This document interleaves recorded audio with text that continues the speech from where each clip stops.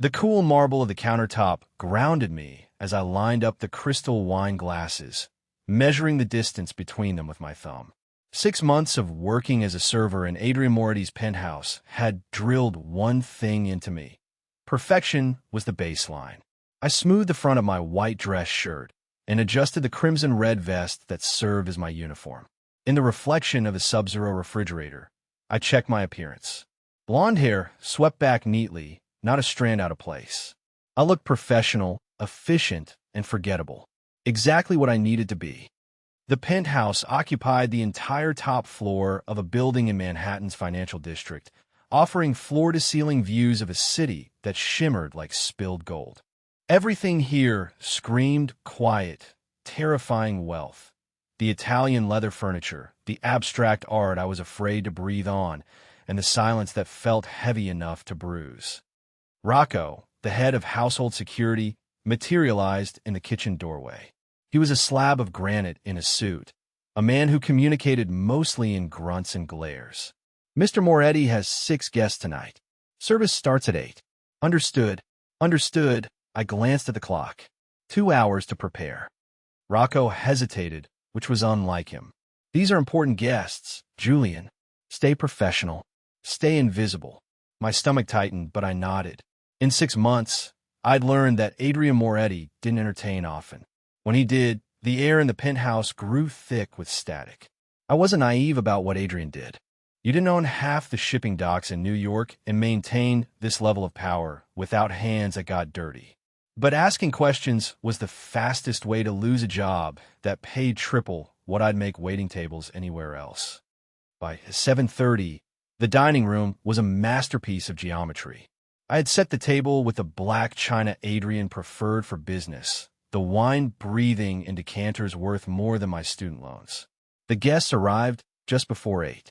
I stood near the kitchen entrance, hands clasped behind my back, eyes respectful but lowered. 3 men in dark suits entered first, moving with the heavy, controlled grace of boxers. Then Adrien appeared from his study. Even after 6 months, my traitorous heart still missed a beat at the sight of him. He was 32, radiating an authority that made the air feel thin. Tonight, he wore a charcoal 3-piece suit that emphasized the breadth of his shoulders, his dark hair styled with razor-sharp precision, his nearly black eyes scanning the room.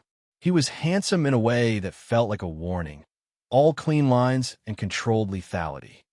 "Gentlemen," Adrien said, his voice a deep baritone that commanded immediate silence. "Thank you for coming." The final 2 guests arrived, shifting the atmosphere from tense to volatile.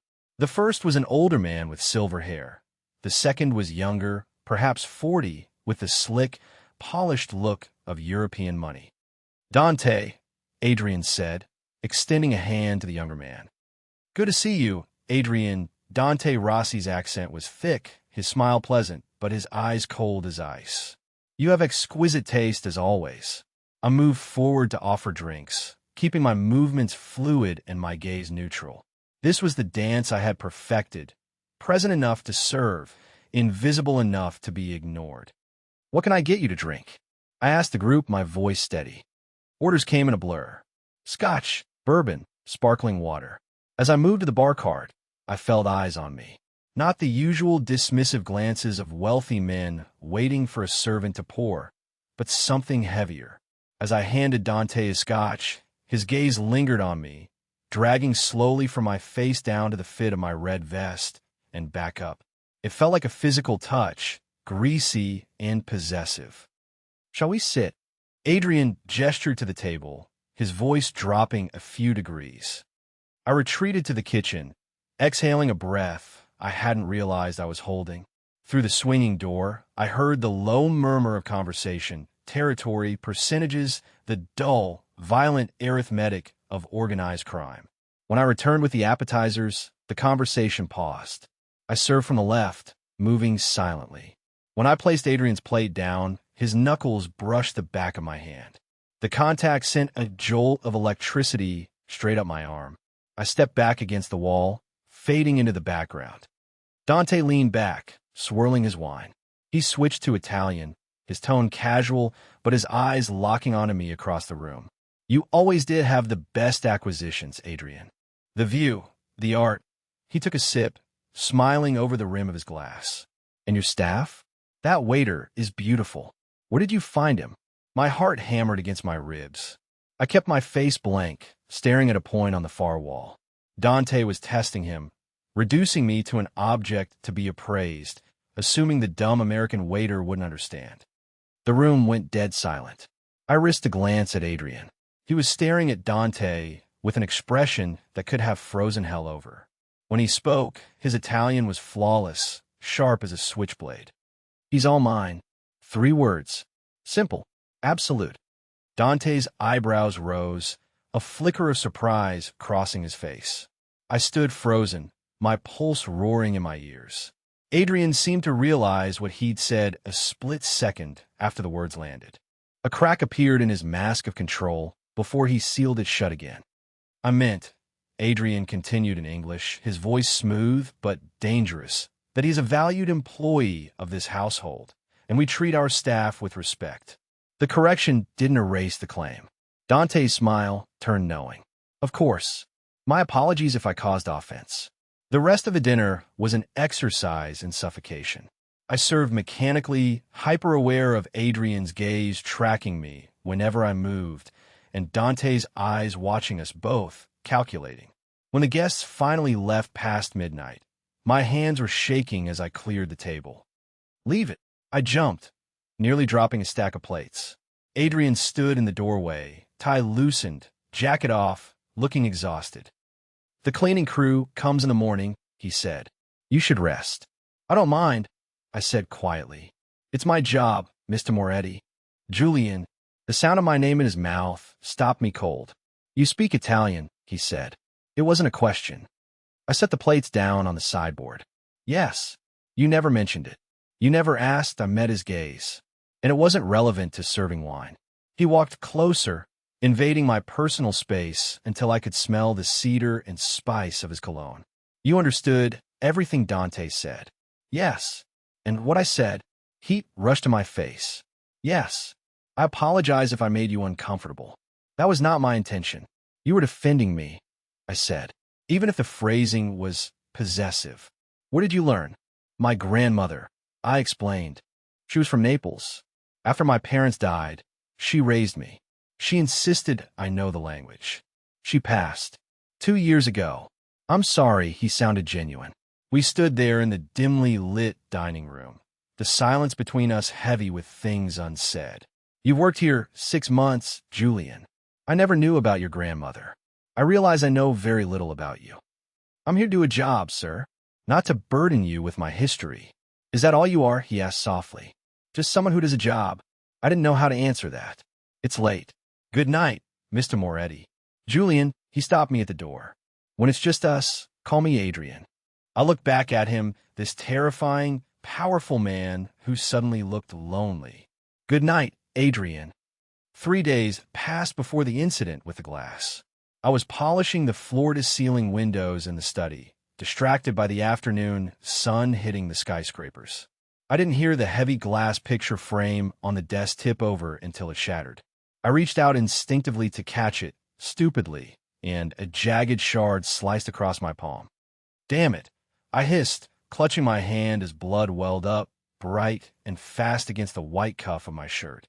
What happened? Adrien appeared from the hallway, stopping dead when he saw the blood. It's nothing, I said quickly, hiding my hand behind my back. I broke a frame. I'll clean it up. Let me see. He crossed the room in 3 long strides, ignoring my protest. He took my wrist, his grip firm but gentle, turning my hand palm up. This needs to be cleaned properly. Come with me. He led me to the master bathroom, a cathedral of marble and chrome. He sat me on the edge of the tub and retrieved a first aid kit. He worked with surprising dexterity, cleaning the wound and wrapping in gauze. Where did you learn to do that? I asked, watching his focused expression. In my family. You learn to handle injuries that shouldn't go on public record, he said dryly. He secured the tape. There. He didn't let go of my hand immediately. His thumb brushed over my wrist, right over my pulse point. I don't want you to get hurt, Julian. Not even a scratch. The air in the bathroom felt suddenly thin. I should get back to work. No, take the rest of the day off. I can't. I need the hours. He looked at me, really looked at me. Take the day off. You'll still be paid. The dynamic shifted after that. Adrien started appearing in rooms where I was working. Morning coffee in the kitchen at 6 a.m. Afternoon breaks in the library. Do you always study this much? He asked one morning, finding me at the kitchen island with my textbooks spread out. I take night classes, I said, closing my finance textbook. Accounting? Ambitious, he said, pouring himself an espresso. Why accounting? Numbers make sense. They're predictable. And I need stability. He leaned against the counter, crossing his arms. I could arrange for you to attend a full university program. Columbia, NYU. I have connections. That's generous, Adrien, but no. His brow furrowed. Why not? Because I need to do this myself. If I let you pay, I'll always wonder if I earned it or if it was just a handout. He smiled then, a genuine expression that transformed his face. You're proud. And practical. I have to be. It's a good combination. The charity gala was 2 weeks later. The penthouse was transformed into a ballroom. I was working the floor, moving through the crowd with a tray of champagne. My red vest felt like a target in a sea of tuxedos, but I kept my posture straight. Near the bar, a man grabbed my arm as I passed. He was drunk, swaying slightly. Hey, sweetheart, you're too pretty to be pouring drinks. Let go, please, I said, keeping my voice low. Just one drink with me. Come on, his grip tightened on my wrist.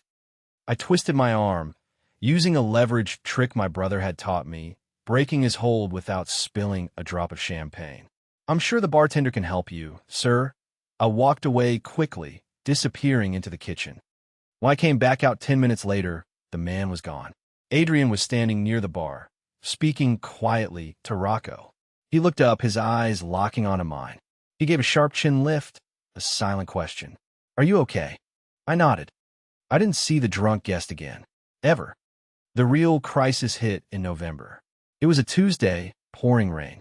I arrived at the penthouse 40 minutes late, soaked to the bone because my bus had broken down and I'd had to run the last 10 blocks. I burst into the service entrance, dripping water onto the marble. I'm so sorry, Rocco. Mr. Moretti wants to see you, Rocco said, looking concerned. My heart sank. I found Adrien in the kitchen. He took one look at me, shivering, wet shirt clinging to my skin, teeth chattering, and his expression went from stern to horrified. What the hell happened? Bus broke down, I managed. I'm sorry I'm late. You're freezing. He grabbed a towel from the counter and wrapped it around my shoulders, pulling me toward the hallway. Go to the guest suite. Shower. There are clothes in the closet. I need to work. You need to not get pneumonia. Go. When I emerged 20 minutes later, wearing a pair of soft gray sweatpants and a cashmere sweater that swallowed me whole, Adrien was waiting in the kitchen. He had a plate of eggs and toast ready. Sit, he ordered. He said. The food was hot and incredible. Why do you do it? He asked quietly. Work yourself to death. Accounting classes, full-time here, sending money transfers every week. I froze, fork halfway to my mouth. You check my bank transfers? I check everyone who works in my home. You send almost everything you earn to a generic account in Brooklyn. What? I put the fork down. My brother. Sam. Is he in trouble? He has a heart condition. Congenital. He's 20. He lives in a jagged apartment in Queens because I can't afford better yet. The state covers some meds, but not the specialists he needs. Adrien stared at me. You're supporting him entirely? He's all I have. My phone buzzed in the pocket of the borrowed sweatpants. I pulled it out. Lenox Hill Hospital. The blood drained from my face. I answered. Hello. Julian? This is Dr. Evans. Sam collapsed. He's in the ER. The room spun. Is he okay? He's stable, but the valve is failing faster than we thought. He needs the surgery, Julian. Now, within the week. I choked.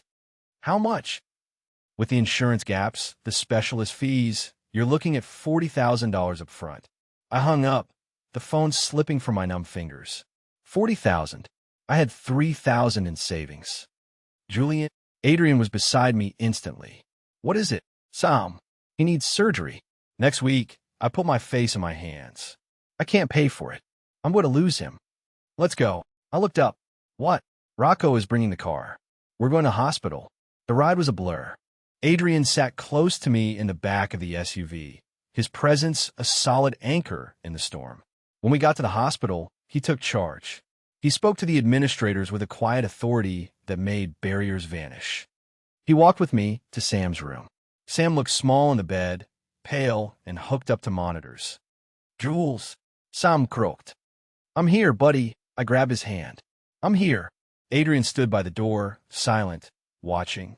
After the doctor explained the procedure again, Adrien stepped into the hallway.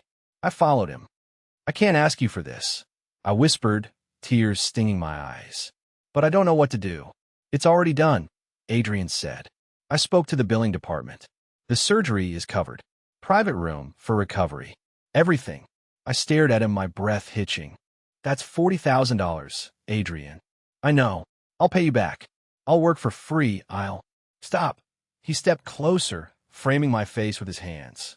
His thumbs brushed away the tears on my cheeks. This isn't a loan.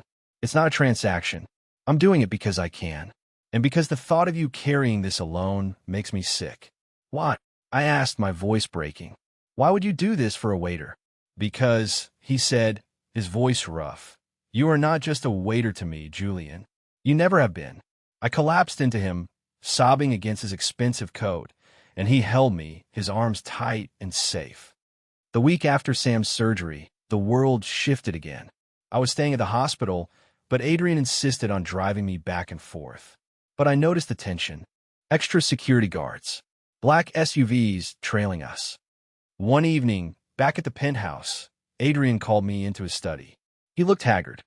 We need to talk, he said. Remember the night with Dante? When I said you were mine? Hard to forget. Dante has been asking questions. He's been digging into your life. He knows about Sam. He knows where you live. A cold chill washed over me. Is he going to hurt me? He wants to use you as leverage against me. He thinks you're my weakness. Adrien's jaw tightened. I won't let that happen. But you can't go back to your apartment.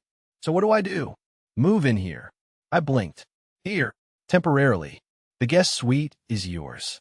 You'll be safe behind my security. I can protect you here. Adrien, living here, that changes everything. I know. He walked around the desk, leaning against the edge, close enough to touch. I prefer you here, where I can see you, where I know you're breathing. Okay, I whispered. I'll stay. Moving in blurred the lines completely. We had dinner together every night, not as boss and employee, but as two men sharing a space. I saw him unshaven on Sunday mornings. He saw me in my pajamas, drinking tea and worrying about Sam's recovery.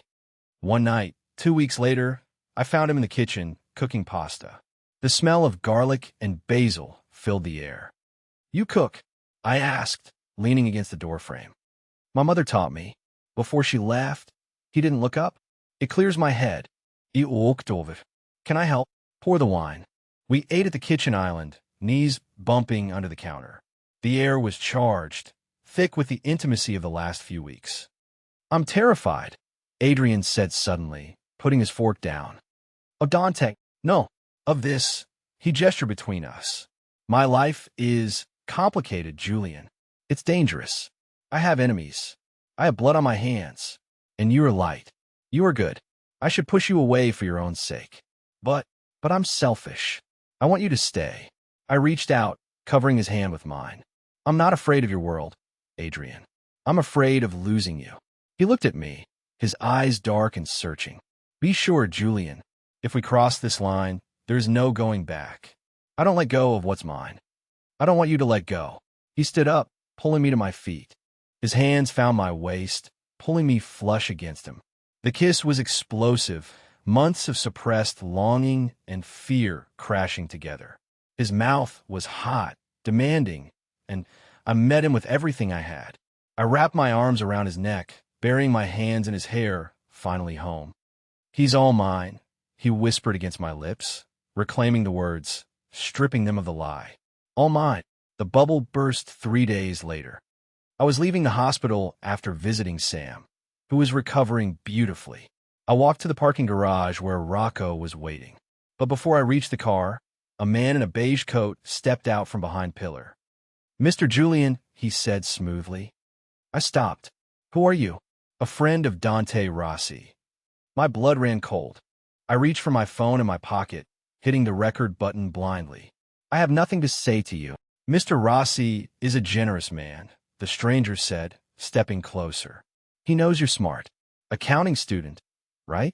He's willing to offer you a scholarship. $50,000. Cash. For what? Information.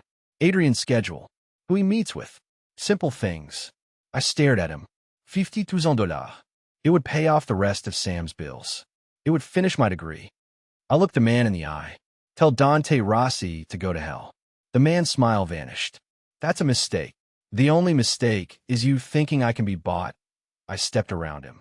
If you come near me or my brother again, I'll go to the police. And Adrien Moretti will bury you. I walked to Rocco's car, my legs shaking so hard I could barely stand. When I got back to the penthouse, I played the recording for Adrien. He listened in silence, his face turning into a mask of stone. When finished, he looked at me. He offered you $50,000, Adrien said, and you told him to go to hell. I'm not a snitch, Adrien, and I'm loyal. He stood up and crossed the room, pulling me into a bone-crushing hug. You are the bravest man I have ever met, and the most foolish. What happens now? Now, Adrien said, his voice lethal. I have proof Dante broke the truce. He threatened my household. Now I finish it. The war with Dante didn't happen in the streets with guns. It happened in boardrooms and back alleys, with contracts and leverage. With the recording I provided, Adrien stripped Dante of his allies. He systematically dismantled Dante's influence until the man was forced to retreat to Europe, his reputation in New York shattered. A year later, the private jet touched down on a small airstrip in Naples, Italy. Adrien had been secretive about the trip for weeks.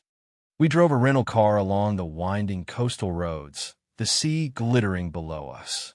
We stopped in a small village, the air smelling of lemons and salt. This is it, I said, looking around in wonder. My grandmother's village. I looked up the records, Adrien said, taking my hand. The house she grew up in is just down that street. He walked me through the cobblestone alleys, showing me the church where my grandmother was baptized, the bakery her family had owned. It was a gift beyond measure, connecting me to a history I thought I'd lost. At sunset, we stood on a cliff overlooking the Tyrrhenian Sea. The sky was painting itself in shades of violet and orange. Adrien turned to me. He looked nervous, which was an expression I'd never associated with him. Julian, he started, his voice thick. When I met you, I thought I knew what power was. I thought it was control, money, fear. He stepped closer, taking both my hands.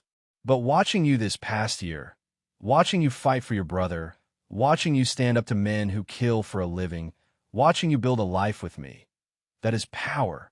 Adrien, I don't want to protect you anymore, Julian.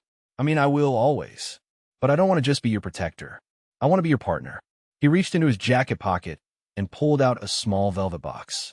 Inside was a simple, heavy platinum band with a single, dark sapphire inset on the inside of the band, hidden just for us. I love you, Adrien said. Marry me. Let's build something that lasts. Tears spilled over my cheeks. Yes, absolutely. He slid the ring onto my finger and kissed me. And for the first time in my life, the future didn't look like a struggle for survival. It looked like an adventure. 3 years later, I sat in the nursery of the penthouse, which had been completely renovated.